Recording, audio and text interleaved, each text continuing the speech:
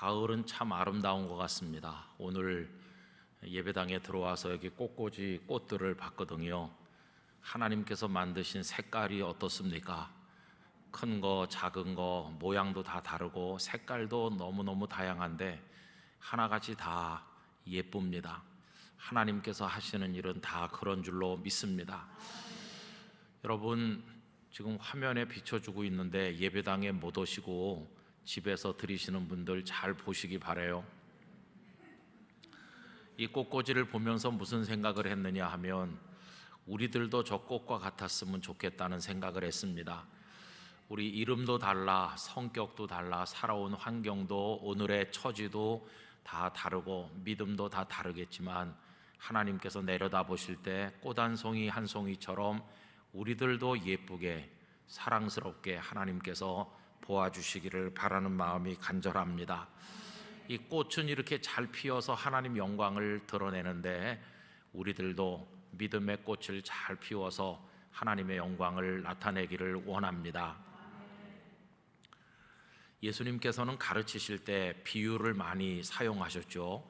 특별히 하나님 나라, 천국을 가르칠 때 비유를 많이 사용하셨습니다. 오늘 읽은 이 짧은 말씀 역시 하나님 나라에 관한 예수님의 비유입니다. 여러분 26절 우리 한번 다 같이 읽어보실까요? 또 이르시되 하나님의 나라는 사람이 씨를 땅에 뿌림과 같으니, 이렇게 시작되는 하나님 나라 비유입니다.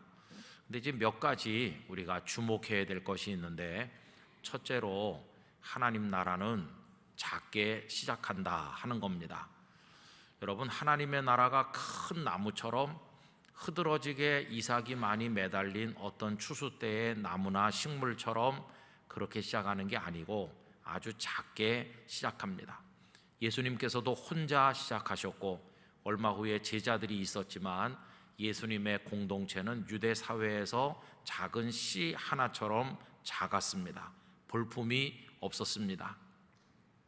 그러나 여러분, 여기서 중요한 것은 무엇이냐 하면 그 씨가 작고 보잘것없다 할지라도 씨는 언제까지나 씨로 남아있는 것은 아니라는 것입니다. 여러분, 그 씨 속에는 하나님께서 입력하신 생명 프로그램이 들어있고 그 프로그램에 따라 때가 되면 싹이 날 수 있게 하시는 생명의 능력, 하나님께서 집어넣어 주신 것이 들어있습니다. 그래서 지금은 작은 씨 하나처럼 보이지만 나중에 그것이 얼마나 풍성하고 놀라운 결과를 가져오는지 우리가 알지 않습니까? 그래서 여러분, 오늘 눈앞에 있는 씨를 보지 않고 씨 속에 들어있는 생명의 능력을 믿는 믿음을 가진 사람은 현재에 낭망하는 것이 아니라 미래를 향하여 날아오르는 믿음을 가지게 됩니다. 그래서 성도의 믿음은 그 믿음 속에 과거도 있고 현재도 있고 미래도 다 들어있게 됩니다. 여러분, 이 씨라고 하는 것은 하나님 나라 복음을 상징하는 거라고 보통 생각을 하는데 이 복음의 씨앗 속에는요, 과거가 다 들어있어요. 하나님께서 우리들을 위해서 행하신 지난 세월의 아름다운 일들이 다 들어있습니다. 천지를 창조하신 일, 죄인된 인간을 버리지 아니하시고 구원하기로 작정하셔서 메시아를 보내기로 마음 먹으시고 때가 찼을 때 예수님을 이 땅에 보내셔서 예수님 십자가와 부활을 통해서 생명의 길을 우리에게 활짝 열어주신 하나님께서 우리들을 위해서 행하신 지난날 과거의 은혜로운 모든 일들이 그 복음 속에 다 들어있습니다. 우리가 어떤 사람에게 복음을 전한다 하는 말은 하나님께서 당신을 위하여 이러이러한 아름다운 일을 하셨습니다 라고 알려주는 거 아니겠어요? 여러분, 우린 지난 세월 하나님께서 우리를 위해서 하신 그 모든 일들에 대해서 믿고 그것들을 가슴 속에 간직하고 살아가고 있으니 우리 믿음 속에는 과거가 들어있다고 하겠습니다. 뿐만 아니라 우리 성도들의 믿음 속에는 현재도 들어있어요. 현재 나는, 우리 가정은, 우리 교회는 작은 씨 하나처럼 작아. 핍박도 당하고 고난도 당하고 어려움이 많아. 이 세상에서 그리스도인으로 사는 것은 참 힘들어. 이게 현재죠. 그러나 하나님께서 우리 중에 함께 하시면 내가 지금 있는 곳이 초막이든지 궁궐이든지 바로 거기서 하나님 나라의 기쁨을 맛볼 줄 믿습니다. 이렇게 믿으면서 이 현재 속에서 하나님을 경험하며 승리하는 그리스도인으로 살아가니까 우리 믿음 속에는 현재도 들어 있습니다. 또 우리들의 믿음 속에는 놀라운 미래가 담겨 있죠. 아까도 말씀드린 것처럼 씨 속에 하나님께서 그런 것들을 넣어주셨기 때문에 이것이 풍성한 열매를 가져올 걸 우리는 믿고 있지 않습니까? 여러분, 이게 미래를 향해 날아오르는 우리들의 믿음이 아니겠습니까? 그래서 우리 속에는 하나님이 앞으로 이루어 가실 것을 기대하는 미래를 향한 믿음이 있습니다. 바울 사도도 이 사실을 믿고 고백하셨는데 빌립보서 1장 6절에 다음과 같이 고백하셨죠. 너희 안에서 착한 일을 시작하신 이가 그리스도 예수의 날까지 이루실 줄을 우리는 확신하노라. 여러분, 우리 속에 하나님께서 선한 일을 시작하셨으면 중도에 끝내시는 것이 아니라 반드시 그리스도 예수의 날 마지막 때까지 이루실 것을 우리도 확신해야 됩니다. 우리 개인의 심령 속에, 그리고 성도님들의 가정과 영락교회에 하나님께서 선한 일을 시작하셨기 때문에 반드시 추수 때 열매가 되는 기쁨을 하나님께서 이루실 줄로 믿습니다. 그래서 우리 성도의 믿음 속에는 과거도 현재도 미래도 다 들어있다 하는 것이죠. 이때 하나님은 미래의 하나님이고 우리에게 소망의 하나님이 되신다는 것입니다. 그래서 하나님 나라는 작게 시작하지만 미래를 향해 달려가는 그런 모습으로 우리 앞에 나타납니다. 두 번째로 오늘 이 비유에서 우리가 주목해야 될 것은 하나님 나라는 상당한 시간을 필요로 한다고 되어 있다는 것입니다. 여러분, 오늘 말씀은 어떤 사람이 씨를 땅에 뿌려가지고 그것이 나중에 추수를 할 때가 오는 그 얘기 아닙니까? 그러니까 씨에서 추수 때를 맞이하기까지, 이걸 뭐라고 표현할 수 있냐면은 식물의 한 평생이라고 말할 수 있어요. 예수님께서는 어떤 식물의 어떤 잠깐, 순간, 그 짧은 시간을 말씀하신 것이 아니라 식물의 일생에 관해서 늘 말씀하셨습니다. 예를 들면 그 마태복음 13장에 가보면 천국에 관한 비유들이 많이 나오는데 그 중에 첫 번째로 나오는 것이 씨 뿌리는 비유입니다. 어떤 사람이 씨를 뿌렸는데 길가에, 돌밭에, 가시덤불에, 그리고 좋은 땅에 뿌려졌다. 잘 아시잖아요. 그런데 거기 씨를 뿌린다는 얘기가 있고 좋은 땅에 뿌려진 것은 30배, 60배, 100배로 결실한다고 그랬으니까 이것도 결실될 때까지, 추수 때까지, 씨 뿌림에서 추수 때까지를 말씀하잖아요. 또 가라지 비유도 마찬가지입니다.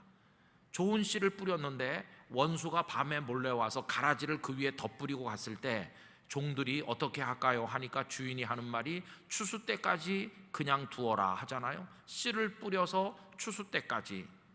또 겨자씨 비유도 똑같습니다. 작은 겨자씨 하나가 새들이 깃들일 만큼 큰 나무가 된다고 하는 것도 거기 많은 시간이 필요하다는 걸 전제하고 있는 게 아니겠습니까?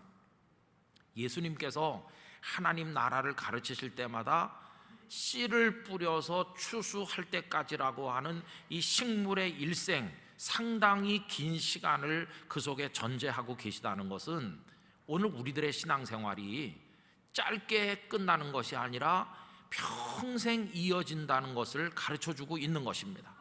여러분, 신앙생활은 그저 2박 3일, 3박 4일 수련회 갔다 오는 것으로 끝나는 이벤트가 아니죠.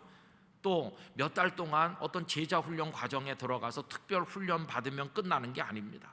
신앙 생활한다는 거, 하나님을 믿는다는 건 평생 동안 이어져서 하나님 앞에 우리가 가는 그날까지 끝까지 이어지는 게 그게 신앙생활입니다. 그래서 여러분, 우리는 단거리 경주를 하는 게 아니라 가장 긴 경주를 지금 하고 있는 것입니다. 그래서 우리들은 발 밑에서 일어나고 있는 오늘의 일에만 집착해서는 절대로 안 되고 눈을 들어서 멀리 바라봐야 됩니다. 여러분, 1회 초를 시작하는 야구 선수는 9회 말까지를 바라봐야 되는 것이죠. 지금 지고 있더라도 마지막에 이기는 사람이 진정한 승자라는 걸 알기 때문에 지금 진다고 낭망하는 게 아니라, 현재 내 발밑에 수렁이 있다고 주저앉는 게 아니라 멀리 내다보는 믿음을 가지고 끝까지 가는 것입니다. 하나님의 나라는 시간이 많이 필요하기 때문인 것입니다. 최후의 승리를 바라보면서 끝까지 가는 태도가 우리들에게 필요합니다. 세 번째로 이 비유가 우리에게 알려주는 것 중에 하나는, 하나님의 나라는 하나님께서 이루신다는 사실입니다. 여러분, 오늘 비유의 핵심은 27절 끝부분에 있는데 27절을 다 같이 읽어보실까요? 또 밤낮 자고 깨고 하는 중에 씨가 나서 자라되 어떻게 그리 되는지를 알지 못하느니라, 이렇게 되어 있죠.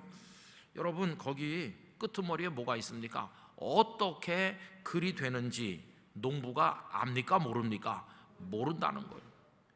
밤낮 자고 깨고 하는 중에 씨가 이렇게 나서 자라는데, 이게 어떻게 싹이 나서 어떻게 자라는 거지? 이걸 농부가 알지 못한다는 것입니다.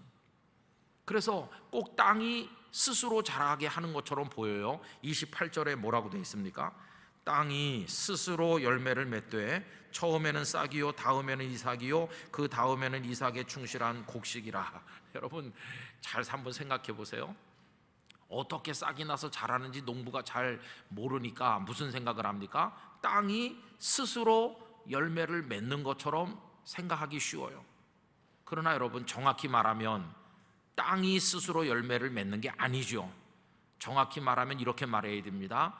하나님께서 땅 속에 생명 역사가 이루어질 수 있는 영양분과 에너지를 다 주셔서, 그래서 땅이 열매를 맺도록 하신다는 것이에요. 땅이 열매를 맺는 게 아니라 하나님께서 열매 맺도록 땅에다가 은혜와 복을 주시는 것이에요. 그러니까 씨가 나중에 추수할 때 큰 곡식이 돼서 추수 때를 맞이하게 되는 것은 농부가 한 것도 아니고 땅이 한 것도 아니고 하나님께서 되게 하여 주셨다는 것이에요. 여러분, 이걸 절대로 잊으면 안 됩니다. 균터 보름캄이라고 하는 독일의 신약학자는 이 비유를 설명하면서 이 비유의 핵심이 뭐냐, 사람이 하는 게 아니라 하나님이 하신다는 걸 알려주는 게 핵심이라고 이야기하였어요. 내 인생, 내 믿음, 우리 가족, 영락교회, 우리들의 힘으로 되는 게 아니라 하나님이 싹트게 하시고 하나님이 자라게 하시고 결실하게 하실 줄로 믿습니다. 그걸 우리가 깨달아야 되는 거죠. 여러분, 이때 유대인들은 로마 식민지였어요. 그래서 식민지에서 벗어나 보려고 나름대로 이스라엘 나라를 회복해 보려고 노력하는데, 어떤 사람은 무장 항쟁을 했습니다. 열심당원들은 칼을 품고 다녔는데, 예수님의 제자 중에도 열심당원이 있었고 칼을 품고 다니다가 나중에 겟세마네 동산에서 베드로가 그 칼로 제사장 그 종 말고의 귀를 자르지도 않았습니까? 또 어떤 사람들은 우리가 율법을 지키지 않았기 때문에 이렇게 됐다고 하면서 율법 조항 하나하나를 철저히 지키려고 노력했는데, 그 대표적인 사람들이 바리새인들이죠. 그런데 어떻게 됐습니까? 하나님을 향한 진정한 사랑 없이 율법 조항에만 매달리는 죽은 율법주의가 된 게 그게 문제였어요. 무장항쟁한다고, 그리고 율법 그 조항에 매달려 산다고 하나님의 나라가 이루어집니까? 절대로 그렇지 않습니다. 하나님의 나라는 하나님의 손으로 하나님께서 하나님의 때에 직접 이루신다는 것을 우리에게 알려주고 있는 것입니다. 그래서 여러분, 이 비유는요, 그러니 너희는 아무것도 하지 말라는 걸 강조하는 게 아니라, 너희 힘으로 뭔가 해보려고 애쓰다가 지금 낭망하여 쓰러져 있는데 낭망하지 말아라, 하나님이 하시니 낭망하지 말아라, 이렇게 격려하시는데 이 비유에 초점이 있다 하는 것입니다. 그래서 여러분, 하나님의 나라는 하나님께서 직접 이루시는 것입니다. 그러면 이 세 가지를 이제 이렇게 전제를 해놓고 이 비유를 묵상을 하면, 이 비유가 우리에게 주는 신앙의 교훈이 몇 가지 있을 거 아니겠어요? 그 첫째는, 이걸 안다면 이제 우리는 절대로 조급함을 가지고 살아서는 안 되겠다는 걸 깨닫게 됩니다. 여러분, 아까 말씀드렸죠. 하나님의 나라는 씨에서부터 추수 때까지 상당히 긴 시간을 전제하고 있다고 말씀드렸죠. 이건 오래 걸리는 겁니다. 그러니까 현실 속에서 우리가 살아갈 때 조급해서는 안 된다는 것이죠. 근데 오늘 이 시대는 초스피드 시대잖아요. 빠른 건 좋은 것이다 이렇게 생각해요. 빨리 가속할 수 있는 자동차가 비싸고 인터넷도 속도가 빨라야 되고 빠른 게 좋다. 근데 빠른 게 좋다고 생각하니까 그 속도에 뒤처지지 않으려고 우리 전부 지금 가랭이가 찢어지려고 그래요. 따라가기 힘들어요. 그러다 보니까 내가 지금 병들어 가는데도 나를 살필 여유도 없고 다른 사람이 쓰러졌는데 멈춰서서 일으켜서 돌봐줄 마음의 여유가 없어요. 전부 헐떡대면서 이 경쟁에 처질까 봐 너무 힘들어요. 그래서 지친 사람들이 좀 다르게 말하는 것 같습니다. 이렇게 사는 건 잘못된 거다. 좀 천천히 밥 먹고 잘 씹고 생각도 좀 천천히 하고 말도 좀 천천히 하고 그리고 좀 천천히 걸어가고 좀 천천히 해야 돼 이렇게 하죠. 근데 오늘 저는 말을 빨리 합니다. 시간이 없어가지고. 근데 그래서 요새 이 도시의 스피드 경쟁에 지친 사람들이 촌으로 들어가서 씨 심는 거예요. 씨를 심어갖고 거기 뭐가 열릴 때까지 가을까지 기다리고 천천히 사는 걸 좋아하는 전원 생활에 대한 그런 마음들이 사람들 속에 많이 있는 것 같아요. 여러분, 신앙생활에 중요한 것은 절대로 조급하지 않아야 된다는 것입니다. 속도보다 중요한 것은 방향입니다. 방향만 오르면 좀 천천히 걸어도 꾸준히 가기만 하면 목적지에 도달하게 돼 있어요. 그런데 방향이 틀리면 아무리 빨리 달려도 소용이 없잖아요. 그런데 우리는 하나님의 은혜로 방향을 잘 정했어요. 우리는 하나님을 향해 가기로 결심했으니까 잘한 겁니다. 이 땅의 나라가 아니라 하나님의 나라를 향해 걷기로 했으니까 우리 방향이 옳은 겁니다. 잠깐 있다 없어질 것을 향해 달려가지 않고 영원한 것을 위해 가기로 했으니까 우리 방향이 잘 정해졌어요. 이제 중요한 것은 빨리 가지 못한다고 애달파할 거 없이 한 걸음 한 걸음 멈춤 없이 꾸준히 가기만 하면 하나님이 축복하시는 목적지에 우리 모두 도착하게 될 줄로 믿습니다. 여러분, 믿음이 성장하는 거, 사람의 그 인생과 인격이 변화되는 거, 이런 것들은요 하루아침에 스피드 그거에 따라서 빨리 되는 게 아니에요. 그건 오래 걸리는 것이에요. 예수님께서 제자들을 부르실 때도 한 3년은 미리 잡으셨어요, 시간을. 여러분, 기적을 일으키는 건 그 순간에 바로 됐지만 이 생짜배기 제자들을 성숙한 사람으로 만드는 데는 시간을 오래 잡으셨어요. 그래서 조급하지 말고 꾸준히 하나님을 바라보며 나가야 된다는 것입니다. 저는 우리 영락교회도 똑같다고 생각해요. 목사가 설교 한번 잘한다고 갑자기 달라지고 그런 일은 일어나지 않아요. 그러나 영락교회가 하나님의 말씀 위에 뿌리 내리기로 방향을 정하고 영락교회가 하나님 원하는 하나님 나라 그 영광을 위해서 살기로 마음의 결심을 똑바로 하면 온 성도들이 꾸준히 가면 하나님께서 성숙시키시고 변화시키는 역사를 보게 해 주실 것이라고 믿습니다. 조급해하지 말고 꾸준히 하는 거죠. 뭐 되는 게 없는 것 같아, 눈에 띄는 게 없어, 괜찮아요. 그래도 조급하지 말고 우리의 신앙과 삶을 하나님 앞에서 지켜나가기를 간절히 부탁을 드립니다. 두 번째는요, 하나님의 나라는 사람의 손에 의해서 되는 게 아니고 하나님께서 직접 이루신다고 말씀드렸잖아요. 그러니까 우리가 할 일은 뭐냐 하면 그 하나님께서 이루실 걸 믿되 끝까지 낙심치 말고 믿어야 된다는 것이, 하나님을 끝까지 여러분 믿어야 됩니다. 어떤 농부가 씨를 뿌렸는데 막 안달과 조바심이 나가지고 매일 가서 들여다보는 거예요. 이게 왜 싹이 빨리 안 나나 애를 태우면서 들여다본다고 그게 눈에 보이나요? 안 보이죠. 씨를 땅에 심었으면 집에 가서 편안히 자면 되는 거예요. 계속 보고 앉아있다고 되는 게 아니거든요. 그냥 가서 편히 자다 보면은 이게 어느 날 싹이 나는 것이에요. 여러분, 이건 성도가 하나님께 대해서 가지는 믿음이라고 생각합니다. 제 아버님께서 서울 생활 정리하시고 과수원을 한다고 가셨는데 제가 한번 가봤거든요. 그랬더니 사과 묘목을 많이 사다가 묘목을 이제 심으시는데 보니까 좀 기름지고 평평한 땅이라면 좋았을 텐데 좀 비탈에다가 돌멩이도 많고 될 것 같질 않더라고요. 저는 뭐 꽃이 하나도 심어본 적이 없으니까 잘 모르잖아요. 그래서 아버님께 말씀드리기를, 아유, 땅이 너무 척박하고 비탈인데다가 안 될 것 같은데 여기다 하셔서 되겠어요? 이렇게 하니까 아버님께서 여러 번 하신 말씀이 지금도 기억되고 있습니다.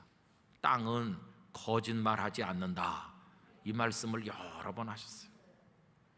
근데 이제 와서 생각해 보니까 그건 하나님께 대한 제 아버님의 신앙 고백이었어요. 땅이 거짓말을 하지 않는 게 아니라 아까 말씀드린 것처럼 하나님께서는 땅 속에 생명 역사가 일어나도록 다 준비해 놓으셨기 때문에 심어 놓으면 그 다음에 하나님께서 우러를 주시고 땅 속에서 역사하셔서 그것이 열매가 될 걸 우리 아버지께서는 믿고 계신 것이, 아버님의 믿음이 옳았어요. 몇 년 지나니까요, 그게 막 이렇게 옆으로 퍼지고 사과나무가 좀 굵어지더니 어느 해 한 나무에서 사과 한 상자 정도 나오는 거예요. 우와, 사과가 열렸다. 그래가지고 그걸 가지고 와서 막 성도들하고 나눠 먹고, 그 다음에는 한 나무에서 막 수십 상자씩 나오는 거예요, 사과가. 여러분, 우리 그거 믿어야 됩니다. 하나님께서 하실 것입니다. 하나님께서. 이 마가복음이 기록될 당시에 로마 치하에서 핍박받고 어려우니까 성도들이 안달이 나요. 하나님의 나라가 언제 오는가, 이렇게 불안하고 괴로워요. 근데 마가는 이 마가복음을 기록해서 예수님의 이 말씀을 성도들에게 들려줌으로써 걱정하지 마세요, 지금은 우리가 핍박을 당하고 어려움 당하는 것 같지만 하나님이 이루실 날이 있으니 두려워하지 마세요, 이거를 성도들에게 알려주었던 것이죠. 여러분, 그래서 농부가 씨는요 어디다 심습니까? 땅에다 심죠. 땅에다가 씨를 심음과 동시에 농부는 또 하나의 씨를 심습니다. 하나님께서 싹터 자라 추수 때를 맞이하도록 역사하실 줄 믿습니다 하는 그 믿음의 씨는 어디다 심나요? 하나님께 심는 거예요. 하나님께. 하늘에 하나님께 씨를 심었어요.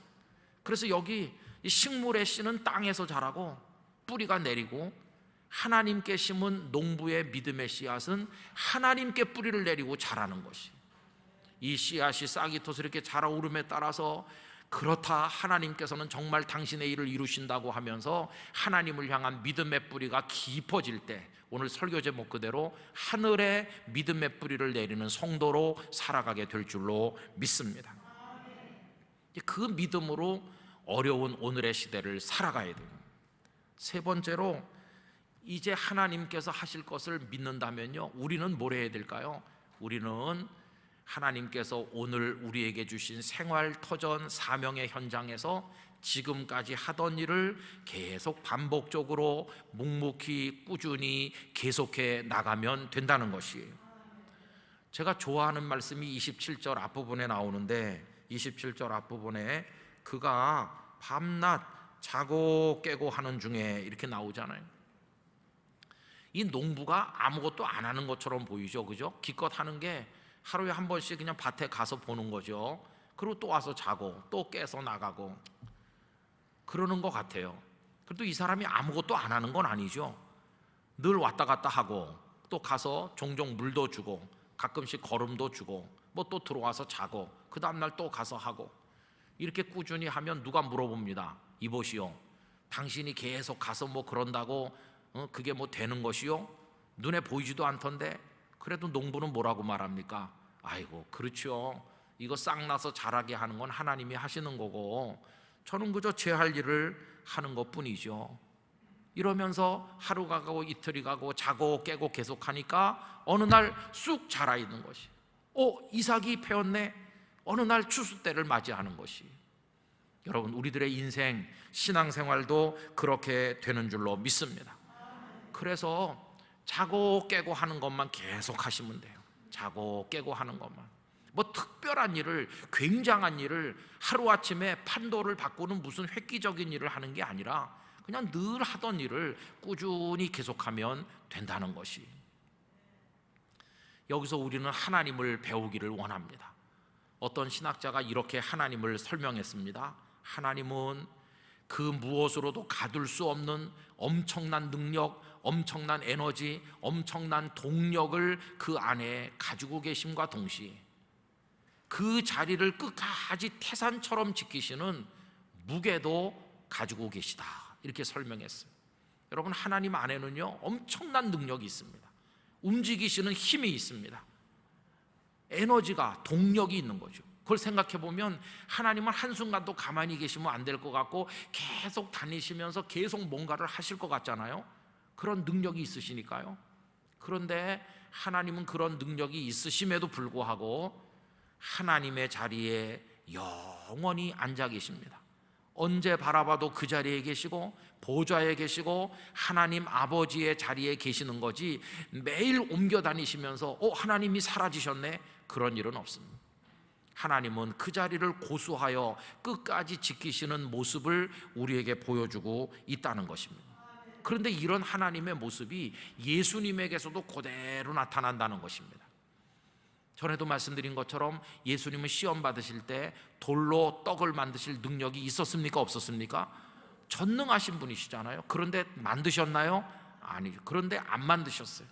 능력이 있지만, 할 수 있지만 가만히 계실 수 있는 자유도 가지고 계셨어요. 성전 꼭대기에서 뛰어내릴 수 있는 능력이 있으셨지만 예수님은 성전 꼭대기에서 뛰어내리지 않고 가만히 계시는 자유도 가지고 계셨어요. 예수님 어떻게 우리의 구주가 되셨습니까? 십자가 위에서 뛰어내려올 수 있는 능력이 있으심에도 불구하고 십자가 위에 그 고통의 자리를 끝까지 지키시는 모습도 가지고 계셨기 때문에 저와 여러분들의 구세주가 되신 것이었습니다. 그런데 문제는 뭐냐 하면 우리 사람은 그렇지 못하다는 것이에요. 우리는요 조금 능력이 있으면 그것 좀 과시해 보려고 안달이 나요. 그래가지고 성전 꼭대기에 자기가 자발적으로 올라가서 여러분 제가 뛰려고 하니까 좀 봐주시겠어요? 이래요. 그래가지고 짠 그러면서 뜁니다. 그럼 사람들이 깜짝 놀라서 우와 능력이 대단하시다 그러면서 박수 쳐주잖아요.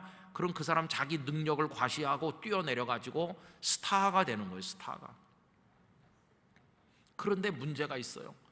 이렇게 자기를 과시하면서 뛰어내리기 좋아하는 사람, 좀 참을성 있게 가만히 있을 줄 모르는 사람은 뭐가 문제냐 하면은 뛰어내리지 않아야 될 곳에서도 자꾸 뛰어내린다는 것이에요. 여러분, 뛰어내리지 않아야 될 곳은 어디입니까?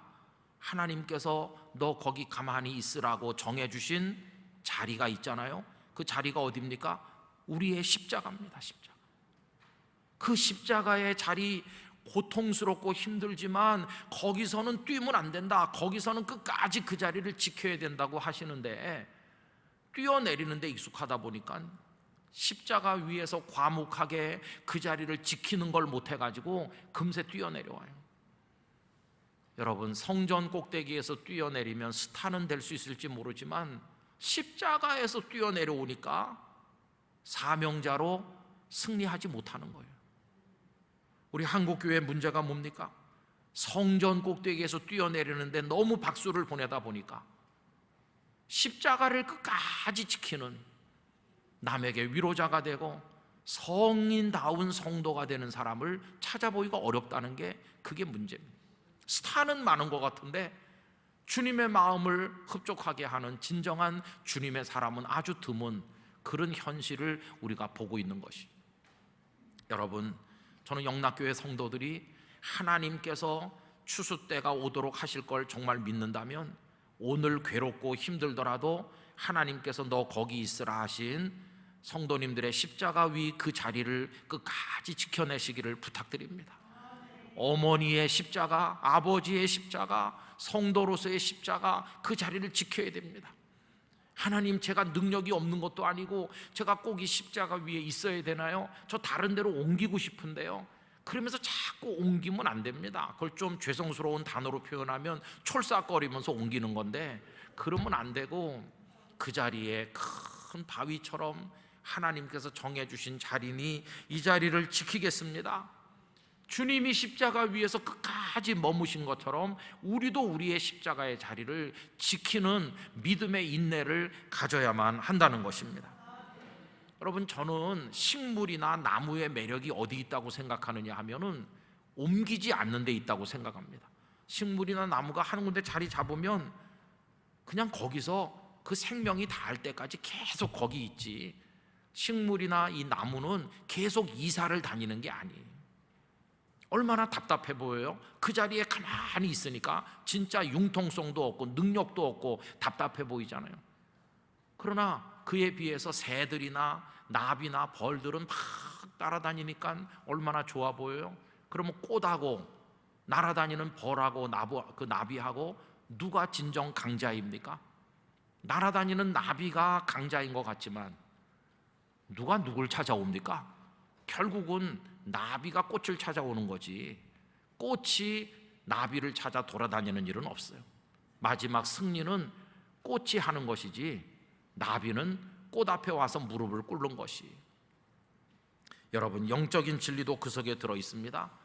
잘 움직이고 옮겨다니는 제주꾼이 승리하는 게 아니라 여기가 하나님께서 나에게 주신 믿음의 자리, 삶의 자리, 사명의 자리인 줄 믿습니다. 그러면서 답답하고 어려워도 그 자리를 끝까지 지키며 하나님의 때를 기다리는 성실한 믿음의 사람이 진정한 강자가 되는 것이고 승리를 거두게 된다는 것이, 그걸 우리가 깨달아야 되는 것이죠.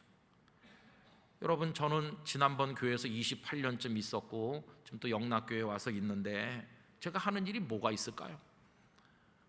그냥 어제 했던 일 오늘 또 하고 오늘 한 일 내일 또 하는 거죠.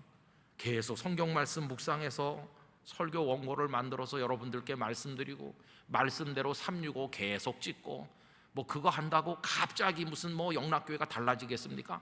그냥 늘 똑같은 거 같이 보이죠. 그래서 어떤 때는 아이고 되는 게 없나 하는 게 없나 이렇게 낙심될 때도 있죠. 그러나 믿음이 있어요. 어떤 믿음? 그냥 자고 깨고 하는 중에 늘 하던 그 일을 계속해서 하면 싹이 안 나는 것 같고 자라지 않는 것 같고 이삭이 패지 않는 것처럼 보여도 하나님이 하시기 때문에 언젠가는 될 줄로 믿습니다.